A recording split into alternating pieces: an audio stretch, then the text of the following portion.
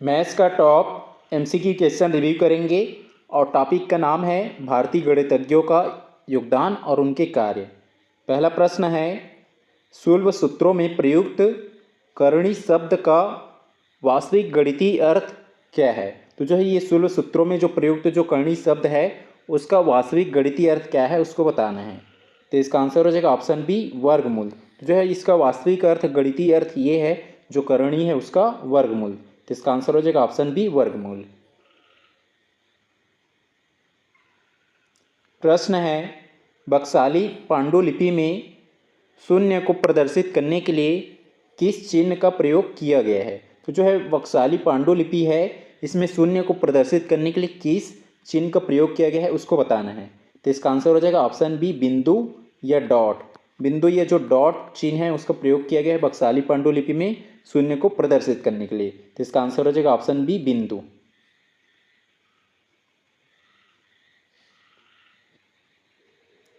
Question है, ब्रह्मगुप्त ने किसी धनात्मक संख्या को शून्य से विभाजित करने पर क्या परिणाम बताया था। जो है ये ब्रह्मगुप्त ने किसी जो धनात्मक संख्या है उसको जो है शून्य से विभाजित करने पर क्या परिणाम बताया था। तो इसका आंसर हो जाएगा ऑप्शन सी, तत्छेद। और जो आधुनिक समय में जो है जो भी संख्या जैसे ये है 5 में 0 का भाग देंगे तो आधुनिक संख्या में इसको जो है अनडिफाइंड बताया गया है। और उसके और जो पहले वाला जो गणित है उसमें जैसे 5/0 तो ये जो इनफाइनाइट बताया है। तो इसमें जो है ये ब्रह्मगुप्त ने जो है किसी जो धनात्मक संख्या है उसको शून्य से विभाजित करने पर क्या परिणाम बताया था। तो उन्होंने तत्छेद क्या होता है, जैसे 5 में शून्य का भाग दिया, 5 क्या हो गया संख्या, धनात्मक संख्या, और उसमें शून्य का भाग दिए तो ये जो है हर में इसका शून्य आएगा। हर में जो हर है इसे हो जाएगा अंश, क्योंकि अंश बट्टे में हर।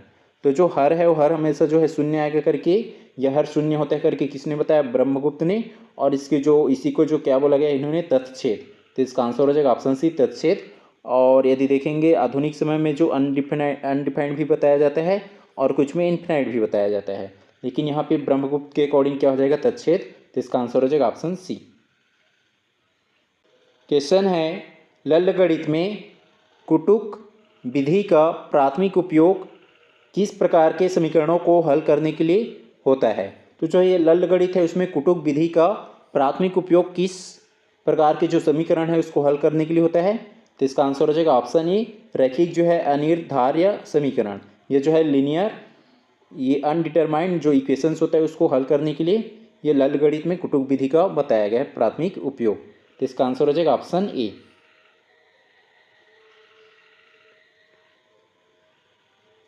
क्वेश्चन है, माधव ने त्रिकोणमिति फलनों के प्रसार के लिए सर्वप्रथम किस गणितीय पद्धति की खोज की थी। तो इसका आंसर हो जाएगा ऑप्शन बी, अनंत श्रेणी।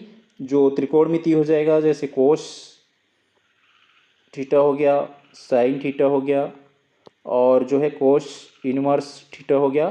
तो जो है ये कोस जो हो गया कोस साइन, और जो कोस इनवर्स हो गया उसकी जो है त्रिकोणमिति फलन के प्रसार के लिए सर्वप्रथम जो है किस गणितीय पद्धति की खोज की थी, तो अनंत श्रेणी की। तो इसका आंसर हो जाएगा ऑप्शन बी, अनंत श्रेणी। क्वेश्चन है, भास्कर प्रथम की कृति महाभास्करी में जया या साइन का मान निकालने के लिए कौन सा सूत्र दिया गया है। तो इसका आंसर हो जाएगा ऑप्शन बी, परिमेय सन्निकटन सूत्र। तो जो है ये भास्कर का जो प्रथम जो है भास्कर प्रथम की जो है कृति, और उसकी कृति का क्या नाम है, महाभाष्यकर। तो उसमें जो है महाभास्करी में जय जो साइन है उसका मान निकालने के लिए कौन सा सूत्र दिया था, ये दिया गया है। ये जो है परिमेय सन्निकटन सूत्र दिया है। तो इसका आंसर हो जाएगा ऑप्शन बी। क्वेश्चन है, ब्रह्मगुप्त के संबंध में सही कथनों का चयन कीजिए या सही कथनों पर विचार कीजिए। कथन जे दिया है, इन्होंने चक्रवाल पद्धति का प्रारंभिक रूप दिया जिसे बाद में जयदेव और भास्कराचार्य द्वितीय ने पूर्ण रूप से विकसित किया। ये जो कथन जे सही हो जाएगा कि जो है इसको ये जो चक्रवाल जो पद्धति है उसको पूर्ण रूप से विकसित किसने किया है, जयदेव ने, और उसके बाद जो है भास्कराचार्य द्वितीय ने। ये जो कथन जे सही है। उसके बाद जो है कथन के दिया है जिसमें जे नहीं है उसको हटा देंगे, ऑप्शन बी में नहीं है तो ऑप्शन बी को हटा देंगे। उसके बाद जो है कथन के दिया है, ब्रह्मगुप्त पहले गणितज्ञ थे जिन्होंने एक चक्री चतुर्भुज के क्षेत्रफल पर सटीक जो है ज्यामितीय सूत्र दिया था। तो जो है ब्रह्मगुप्त क्या थे, जो एक पहले गणितज्ञ थे जिन्होंने चक्रीय चतुर्भुज के क्षेत्रफल का सटीक ज्यामितीय सूत्र दिया था। और सूत्र क्या है, रूट में है ये पूरा, ये ऐसे रूट में पूरा ब्रैकेट में एस माइनस ए, इंटू में फिर एस माइनस बी, और इंटू में फिर एस माइनस सी, और इंटू में ही एस माइनस डी। ये पूरा जो है रूट के अंदर ही है, ये लाइन से ही ऐसे, तो ये जो है ये पूरा ऐसे रूट में है। तो ये जो ये कथन के ये भी सही है कि जो है ये चक्रीय चतुर्भुज के जो है क्षेत्रफल का जो ज्यामितीय सूत्र किसने दिया था, ब्रह्मगुप्त ने। तो जो कथन के ये भी सही है। उसका जो है कथन एल दिया है, इन्होंने ऋणात्मक संख्याओं के गुणन के लिए नियम का प्रतिपादन किए हैं। तो ये जो कथन एल ये भी सही हो जाएगा कि जो है ब्रह्मगुप्त ने जो ऋणात्मक संख्या है उसके गुणन के लिए नियम प्रतिपादित किए थे। तो जो कथन है ये भी सही है। उसका जो है कथन एम दिया है, इन्होंने शून्य को एक स्वतंत्र संख्या के रूप में स्वीकार नहीं किया। तो जो कथन एम गलत हो जाएगा, क्योंकि इन्होंने जो है ये शून्य है उसको एक स्वतंत्र संख्या के रूप में माना था। तो जो कथन एम गलत हो जाएगा, लेकिन यहाँ पे नहीं किया है बोला जा रहा है। तो जो कथन एम गलत हो जाएगा। जिसमें एम है उसको हटा देंगे, ऑप्शन डी में है और ऑप्शन सी में है, तो सी और डी को हटा दिए। और इसमें कौन कौन सा कथन सी हो रहा है, कथन जे हो गया, के हो गया और एल, ये तीनों कथन सी हो रहा है। जो ऑप्शन ए में दिया है तो इसका आंसर हो जाएगा ऑप्शन ए, जिसमें केवल कथन जे, के और एल सही हैं। क्वेश्चन है, आर्यभट्ट प्रथम के कार्यों के संदर्भ में सही कथनों का चयन कीजिए। कथन जे दिया है, इन्होंने पाई का मान जो है 3.1416 वैज्ञानिक रूप से सन्निकट बताया है। तो जो कथन जे सही है, जिसमें जे नहीं है उसको हटा देंगे, सी में नहीं है सी हट जाएगा। उसका जो है कथन के दिया है, इन्होंने वर्णमाला पद्धति का उपयोग जो है संख्याओं को लिखने में किया। तो जो कथन के भी सी है कि जो आर्यभट्ट प्रथम है इन्होंने जो वर्णमाला पद्धति है उसका उपयोग संख्याओं को, जो वर्णमाला जो पद्धति का उपयोग संख्याओं को लिखने में किया। तो जो कथन के ये भी सही है। उसका जो है कथन एल में दिया, इन्होंने बीजगणित को बीज नाम से संबोधित किया था। तो जो कथन एल गलत हो जाएगा, क्योंकि इन्होंने बीजगणित को बीज नाम से संबोधित नहीं किया था। तो जो कथन एल गलत है। तो जिसमें एल है उसको हटा देंगे, ऑप्शन डी में एल दिखेगा तो ऑप्शन डी हट जाएगा। उसका जो है कथन एम दिया है, इन्होंने पृथ्वी की दैनिक गति के कारण तारों का जो है घूमना बताया। तो जो है कथन एम में भी सही कि जो है इन्होंने पृथ्वी के जो दैनिक गति के जो कारण तारों का घूमना बताया है। तो जो कथन एम ये भी सही है। तो इसमें जो है सही विकल्प का चयन करना है, तो ऑप्शन ई को भी हटा देंगे क्योंकि इसमें एम नहीं है, तो ऑप्शन ई भी हट जाएगा। तो इसका आंसर हो जाएगा ऑप्शन बी, जिसमें केवल कथन जे हो गया, के हो गया और एम, ये तीनों कथन सही हैं। तो इसका आंसर हो जाएगा ऑप्शन बी।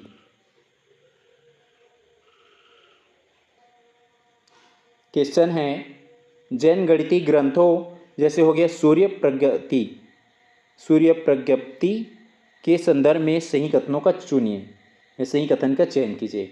कथन जे दिया है, इसमें अनंत को 11 विभिन्न श्रेणियों में विभाजित किया गया है।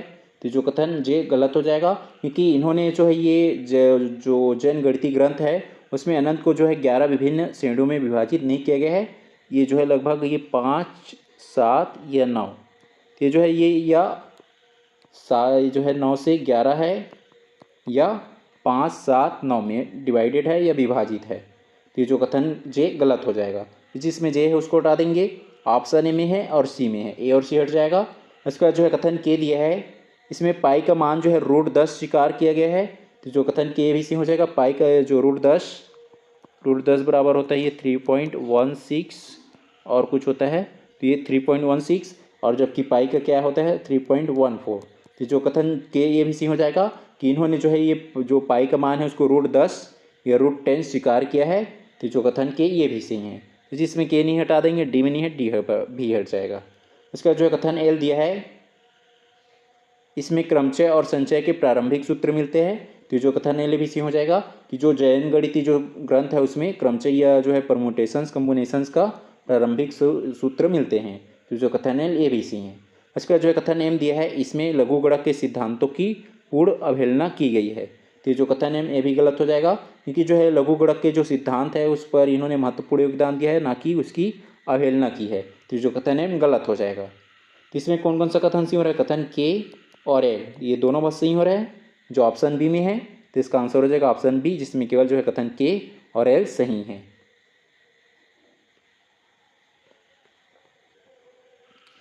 क्वेश्चन है, नारायण पंडित और उनकी कृति गणित कौमुदी के विषय में सही कथनों पर विचार कीजिए। तो जो है नारायण पंडित हो गया और उसकी जो कृति या रचना कौन सी है, गणित कौमुदी, उनके विषय में सही कथनों का चयन करना है। कथन जे दिया है, इसमें क्रमचय संचय का विस्तृत वर्णन है। तो जो कथन ये जे सही हो जाएगा कि जो ये गणित कौमुदी है उसमें क्रमचय और संचय का विस्तृत वर्णन किया गया इसमें। तो जो कथन जे सही है।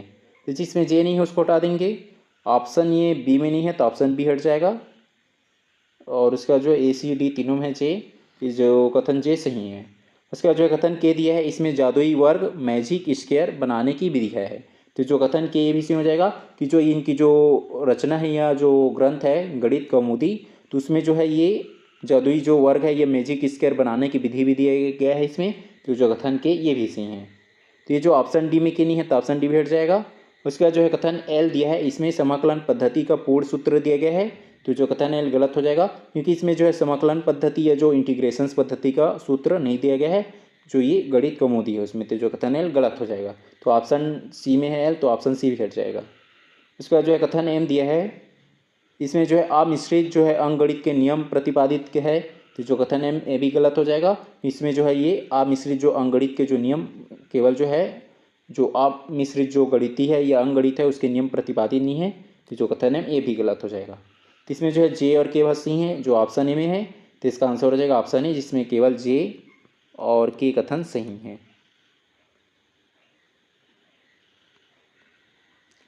क्वेश्चन है, गणितीय ग्रंथों और उनके रचनाकारों को सुमेलित कीजिए। तो जो है गणित के जो ग्रंथ हो गया और उसके जो रचनाकार है उसको सही सुमेलित करना है। तो ए में दिया है सिद्धांत शेखर। तो सिद्धांत शेखर की जो रचना, ये सिद्धांत शेखर क्या हो गया, गणितीय जो ग्रंथ हो गया और इसकी रचनाकार कौन है, तो इसकी रचनाकार है श्रीपति। ए का हो जाएगा ये टू श्रीपति। उसके बाद जो बी में दिया है पाटीगणित, तो पाटीगणित के जो रचनाकार या उसके जो लेखक कौन है, रचनाकार, तो जो है पाटीगणित के रचनाकार है श्रीधराचार्य जी। तो वी का हो जाएगा 1 श्रीधराचार्य। उसका जो है सी में दिया है करण पद्धति। तो करण पद्धति का जो है प्रतिपादक या जो है रचनाकार कौन है, ये पुतुमन सोमयाजी।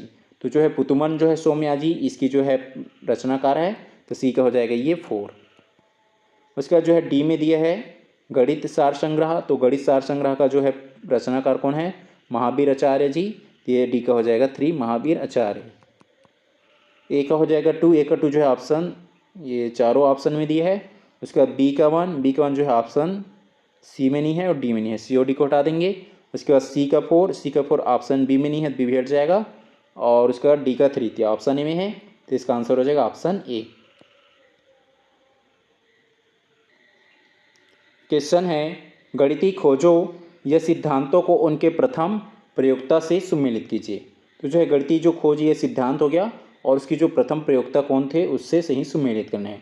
तो ए में दिया है अंतर्वेशन सूत्र। तो जो अंतर्वेशन जो सूत्र है इसकी जो प्रयोक्ता या पहली बार जो है इसका प्रयोग कौन को किसने किया था, तो ए का हो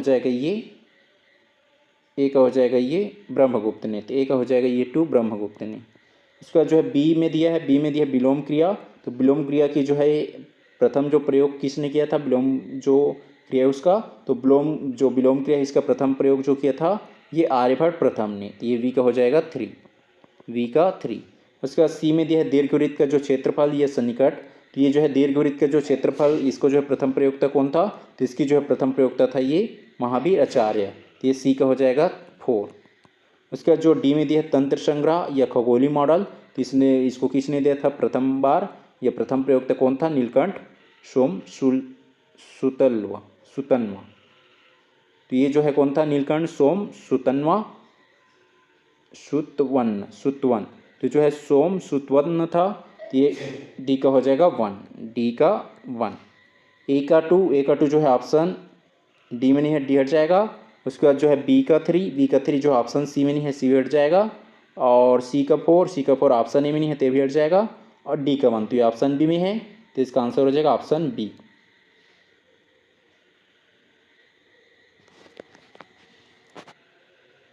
क्वेश्चन है, परिभाषिक शब्दों को उनके संबंधित गणितीय क्षेत्रों से सुमेलित कीजिए। तो जो परिभाषिक शब्द दिए गया है और उससे जो संबंधित जो गणितीय क्षेत्र है उसे सही सुमेलित करना है। ए में दिया है जीवा। तो जीवा को जो है परिभाषित जो है क्षेत्र क्या हो जाएगा, तो इसकी जो संबंधित जो गणितीय क्या हो जाएगा, जो परिभाषिक शब्द का तो इसका हो जाएगा संबंधित जो क्षेत्र हो जाएगा त्रिकोणमिति। तो जो है जीवा जो है त्रिकोणमिति या जो मेंसुरेशंस है उसमें दिखाई देता है, तो एक हो जाएगा ये 3।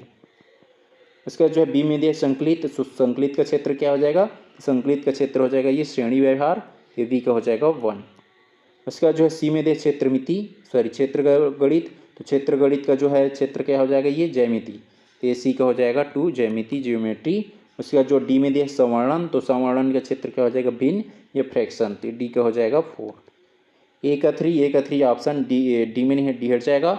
उसके बाद बी का 1 ऑप्शन ई में नहीं है, ते भी हट जाएगा। और सी का 2 जो है ऑप्शन बी में नहीं है, बी हट जाएगा। और डी का 4 ऑप्शन सी में है, तो इसका आंसर हो जाएगा ऑप्शन सी।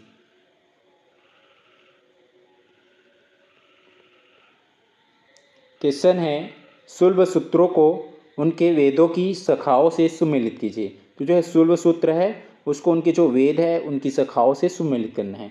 ए में दिया है बौधायन सुलभ सूत्र, तो जो है बौधायन सुलभ सूत्र, तो इसकी जो है कौन सा शाखा है, तो इसकी जो शाखा है बौधायन जो सुलभ सूत्र है उसका ये कृष्ण यजुर्वेद या तैत्तिरी, तो इसको जो है तैत्तिरी नाम से भी जाना जाता है। कि बौधायन जो सुलभ सूत्र है उसका जो शाखा कौन सा है, ये कृष्ण यजुर्वेद या तैत्तिरी, तो ए का हो जाएगा 4, ए का 4।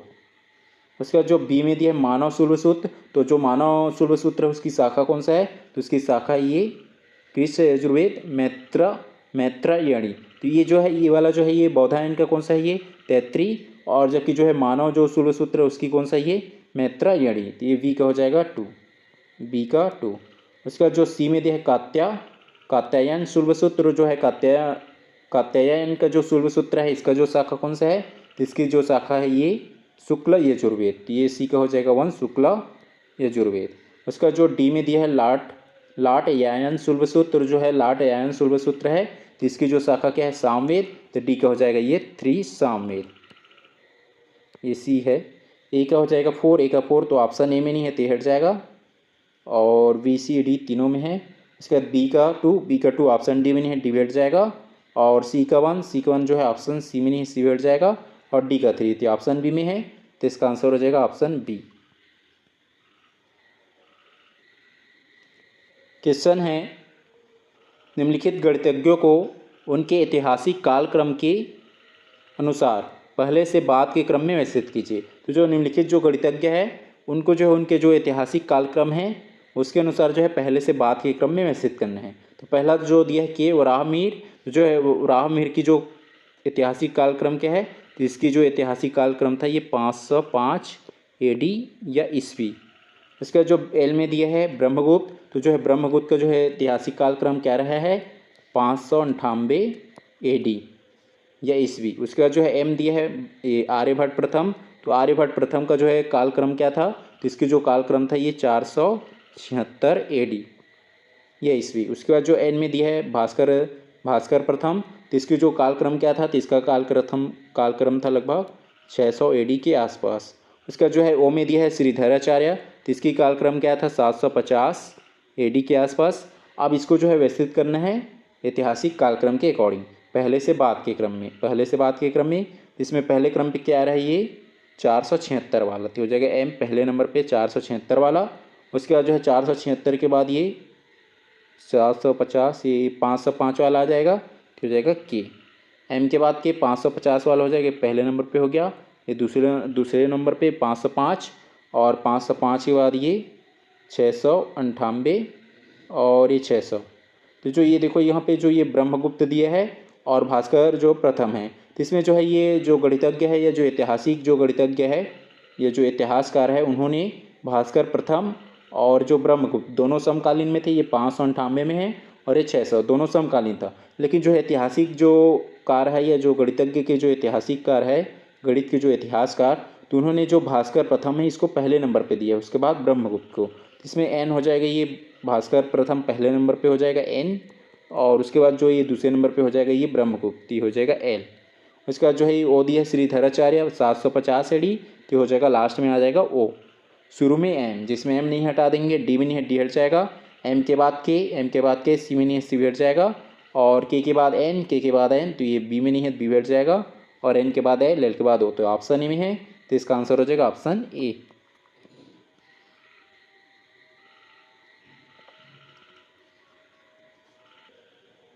क्वेश्चन है, ग्रंथों की रचना के कालक्रम अनुसार सही आरोही क्रम में व्यवस्थित कीजिए। सही आरोही क्रम मतलब जो है पहले से बाद के क्रम में अरेंज करना है, बढ़ते क्रम में। इसमें जो है के दिया है सिद्धांत शिरोमणि, तो जो है सिद्धांत शिरोमणि इसकी जो ये कालक्रम क्या है, तो जो ये सिद्धांत शिरोमणि है इसकी कालक्रम है लगभग 1150 AD। और इसकी जो रचनाकार कौन है, भास्कराचार्य द्वितीय, भास्कराचार्य द्वितीय है इसकी रचनाकार। उसके बाद जो है ये एल में दिया है आर्यभट्टी, तो आर्यभट्टी जो ग्रंथ है इसकी रचनाकार कौन है, आर्यभट्ट। और ये कब रचित हुई या कौन से कालक्रम में आया था, ये लगभग 499 AD के आसपास आया था। उसके बाद जो है एम में दिया है ब्रह्म स्फुट सिद्धांत, जो है ब्रह्म स्फुट सिद्धांत, तो इसकी जो है कि रचनाकार कौन है, ब्रह्मगुप्त। और ये कब, इसकी जो कालक्रम क्या है, ब्रह्म स्फुट जो सिद्धांत इसकी जो है कालक्रम ये लगभग 628 AD के आसपास है। उसके बाद जो है ये एन दिया है गणित सार संग्रह, तो जो है गणित सार संग्रह का जो रचनाकार कौन है, या इसके जो रचनाकार कौन है गणित सार संग्रह का, महावीरचार्य है। और इसकी जो कालक्रम क्या है, इसका कालक्रम जो है लगभग 850 AD के आसपास, 850 AD के आसपास। उसका जो ओ में दिया है युक्तिकाशा का जो रचनाकार कौन है, ज्येष्ठ देव। और इसकी जो कालक्रम क्या है, इसका कालक्रम जो है लगभग 1530 AD के आसपास है। अब इसको अरेंज करना है ये आरोही क्रम में, पहले से बाद के क्रम में। तो पहले इसमें कौन सा आ रही है, 499 है, और ये 628, 1150, 1530 और ये 850। तो पहले नंबर पे क्या आ जाएगा, ये 499 AD वाला, जो कौन सा ही आर्यभट्ट वाला, तो हो जाएगा पहले नंबर पे ये एल वाला हो जाएगा। और उसके बाद जो है ये 499 के बाद कौन सा दिख रहा है इसमें, 628 है, और ये 850। तो 628 ये जो है ब्रह्म स्फुट सिद्धांत वाला आ जाएगा। दूसरे नंबर पे शुरू में हो जाएगा एल, उसके बाद एम, और फिर जो है ये 850 वाला आ जाएगा। 850 वाला कौन सा है, ये गणित सार संग्रह, तो हो जाएगा एन तीसरे नंबर पे हो जाएगा। और 850 के बाद जो है ये 1530 है, और ये 1150, तो 1150 पहले आएगा, तो हो जाएगा के, तो हो जाएगा चौथे नंबर पे। और पाँचवें नंबर लास्ट में आ जाएगा ओ आ जाएगा लास्ट में। शुरू में एल, तो एल नहीं है उसको हटा देंगे, बी में नहीं है और डी में नहीं है, बी और डी को हटा दिए। एल के बाद एम, ए सी दोनों में है। एम के बाद एम के बाद एन, तो ये ए में नहीं है तो हट जाएगा। और एन के बाद के के बाद हो, तो ऑप्शन सी में है, तो इसका आंसर हो जाएगा ऑप्शन सी।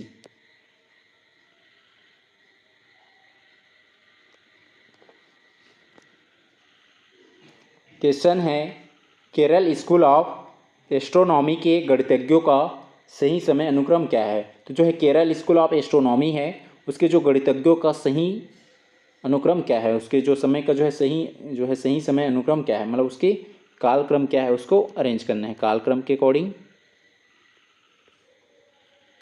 कालक्रम के अकॉर्डिंग अरेंज करना है पहले से बाद के क्रम में। तो शुरू में दिया है के परमेश्वर, जो परमेश्वर का जो है कालक्रम क्या रहा है, इसको जो है कालक्रम रहा है 1380 से 1460 के आसपास AD में ईस्वी। उसके बाद जो एल दिया है माधव, तो माधव का जो है कार्यकाल क्या रहा है, तो माधव का कार्यकाल रहा है 1340 से 1425 के आसपास।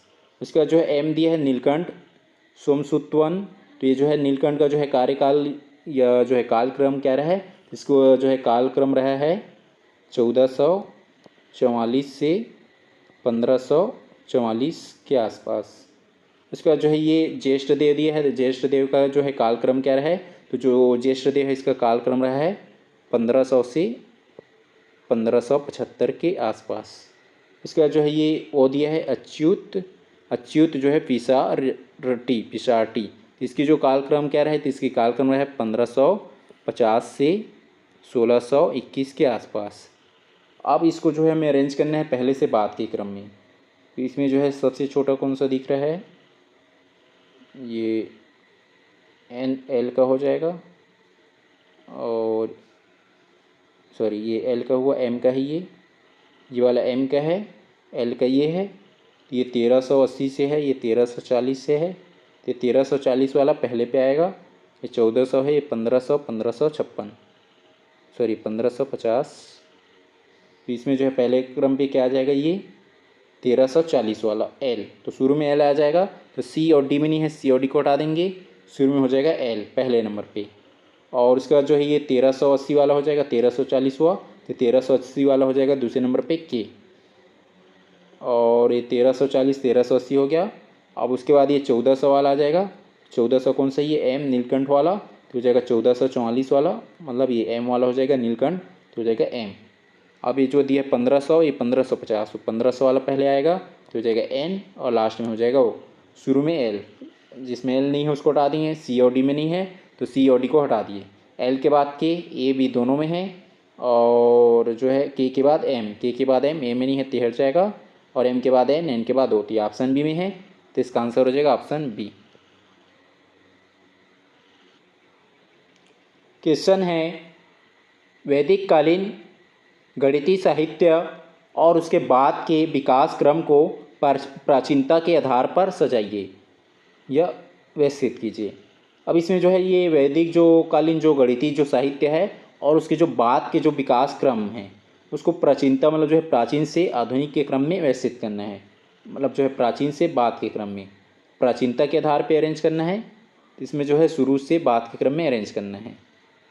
ये जो के में दिया है वेदांग ज्योतिष, तो जो है वेदांग ज्योतिष, तो इसकी जो है ये विकास क्रम कब से स्टार्ट हुआ है, तो इसकी जो है विकास क्रम, ये काल क्रम जो स्टार्ट हुआ है ये 500 BC, 500 BC के आसपास ये स्टार्ट हुआ है। 500 या 500, ये हो जाएगा 500 BC के आसपास। उसके बाद जो है एल में दिया है 33 संहिता, तो जो है 33 संहिता की जो विकास क्रम जो रहा है ये रहा लगभग 1200 BC के आसपास। उसका जो है एम में दिया है बौधायन शुल्ब सूत्र, तो जो है ये बौधायन शुल्ब सूत्र, तो इसकी जो है विकास क्रम क्या रहा है, तो इसकी विकास क्रम रहा है 800 BC के आसपास। उसके बाद जो है ये एन में दिया है वक्षाली पांडुलिपि, तो जो है वक्षाली पांडुलिपि का जो विकास क्रम रहा है ये लगभग 3 से 4 AD या ईस्वी, जो है ये 3 से 4 ईस्वी या AD में रहा है। उसके बाद जो है ओ में दिया है ललित विस्तार, तो जो है ललित विस्तार, तो ये जो संख्या सूची है तो इसकी जो है विकास क्रम क्या रहा है, तो इसका विकास क्रम रहा है 1 से 3 AD या ईस्वी। अब इसमें जो है हमें प्राचीन से आधुनिक, मतलब जो है प्राचीनता के आधार पर अरेंज करना है शुरू से बाद के क्रम में। इसमें जो है BC वाला जो रहता है, जितना बड़ा BC रहेगा BC में उतना ही वो क्या हो रहेगा शुरू में आएगा, कि 1200 BC जो है पहले पे आ जाएगा। 1200 BC किस में है, ये एल माला में, तो हो जाएगा एल। अब उससे जो है छोटा कौन सा हो जाएगा, ये 800 BC वाला, तो 800 BC वाला हो जाएगा, मतलब किस में है, ये एम में है, तो हो जाएगा एल के बाद एम। और 800 के बाद ये हो जाएगा 500 BC वाला, तो हो जाएगा के वेदांग ज्योतिष वाला, तो हो जाएगा के। अब जो AD वाला में क्या होता है, जो जैसे 1 2 3, तो इसमें जो है एक जो है पहले आएगा, लेकिन BC वाला में जो जितना बड़ा रहता है वो पहले होता है। अब AD वाला में क्या है कि एक वजह से है वो क्या हो जाएगा पहले, उसके बाद 2, उसके बाद 3, लेकिन जो BC वाला रहता है उसमें जितना बड़ा है वो पहले क्रम पे होता है, उसके बाद उससे छोटा, उसके बाद और छोटा। तो इसमें जो है ये BC वाला हो गया। अब ये AD वाला में दिया है 3 से 4 AD, तो इसमें 1 से 3 AD, तो 1 से 3 AD वाला पहले पे आएगा। या 1 से 3 ईस्वी वाला, तो वो जो है पहले आएगा, और उसके बाद जो है 3 से 4, तो हो जाएगा N उसके बाद। तो इसमें जो है ये L शुरू में L, तो ऑप्शन डी में नहीं है, डी हट जाएगा। L के बाद M, L के बाद M, तीनों में दिया है। M के बाद K, तो ये B में नहीं है, B हट जाएगा। और K के बाद O, K के बाद O, तो A में नहीं है, तो ये हट जाएगा। और O के बाद N, तो ये ऑप्शन C में है, तो इसका आंसर हो जाएगा ऑप्शन C।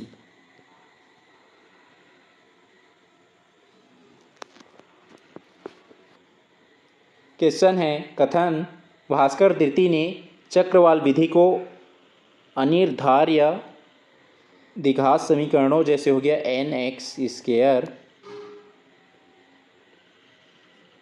n(x)² और +1 इक्वल में y² को हल करने की सर्वश्रेष्ठ विधि माना है। तो जो कथन सी हो जाएगा कि जो है भास्कर जो द्वितीय है उन्होंने जो चक्रवाल विधि है उसको जो है अनिर्धार्य या जो है अनडिटरमाइंड जो द्विघात समीकरण है उसको हल करने के लिए सर्वश्रेष्ठ विधि माना है।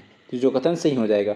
कारण में दिया गया है चक्रवाल विधि बिना किसी बड़ी गणना के हमेशा पूर्णांक हल सुनिश्चित करती है, जिसे बाद में यूरोपीय में पेल समीकरण कहा गया है। तो ये जो कारण जो है यहाँ तक तो ये जो, लेकिन ये चक्रवाल विधि बिना किसी बड़ी गणना के हमेशा पूर्णांक हल सुनिश्चित करती है। तो जो कथन, ये कारण जो है गलत हो जाएगा, लेकिन कथन सही है। अब यहाँ पे जो बिना बड़ी गणना मतलब इसमें बड़ी गणना नहीं होते बोला जा रहा है, जबकि जो है इसमें जो है जटिल और बड़ी जो गणना है वो कर सकते हैं, ना कि केवल जो है छोटी गणना या जटिल गणना। तो जो कारण गलत हो जाएगा, लेकिन कथन सही है। तो इसमें जो है ये कथन सही लेकिन कारण गलत किसमें दिया, ऑप्शन सी में। तो इसका आंसर हो जाएगा ऑप्शन सी, जिसमें असर्शन सही है परंतु जो रीजन है ये कारण है वो गलत है।